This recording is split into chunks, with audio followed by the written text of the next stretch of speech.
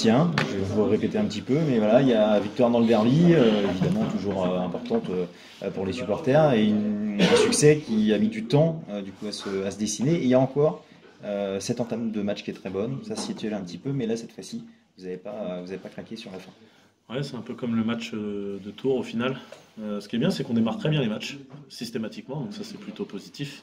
Maintenant, il faut réussir à tenir sur la durée. À domicile, avec le soutien du public, on arrive à être un peu plus constant. À l'extérieur, c'est un peu plus difficile, mais non, c'est une très très belle victoire. On allait la chercher voilà, vraiment au bout de nous-mêmes. Et ce qui est bien, c'est que dans le dernier quart-temps, mis à part Rudy, qui rentre pas, mais il met le dernier 3 points à la fin du troisième, tout le monde a apporté. Les 9 autres joueurs ont apporté, ce qui a permis de faire souffler certains, de faire souffler Cheikh pour qu'il soit efficace dans le money time, et très important, que ce soit dans l'écran pour Paul, dans les 2 lancers qu'il met, ou encore la trappe qu'il fait sur Vital Boiteux à la fin. Donc non, franchement, c'est une très très belle victoire.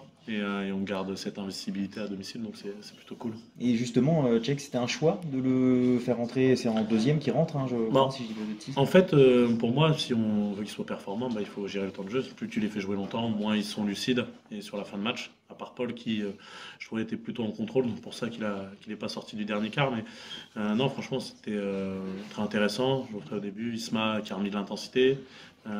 Elliott, bon début. Julian, je fais rentrer, il met 2 ou 3 paniers. Donc, non, franchement, voilà, c'est voulu de tourner de toute façon. Mais non, franchement, là, c'est plutôt très positif. Maintenant, il faut qu'on arrive à enchaîner à l'extérieur.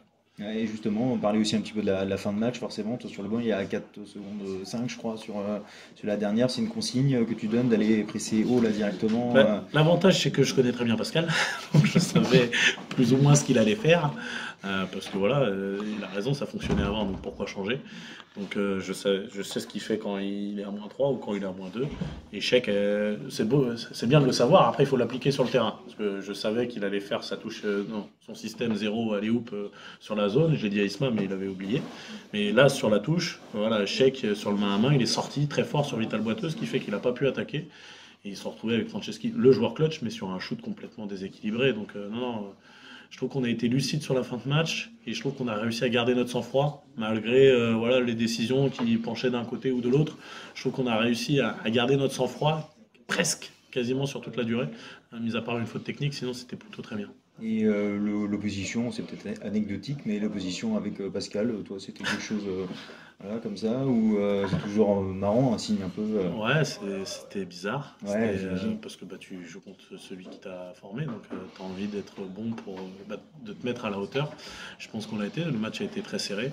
Ouais, après, c'est un petit plaisir en plus, mais voilà, je sais qu'il va rebondir. Il a l'effectif pour. Et il va être revanchard en match retour. Je sais très bien.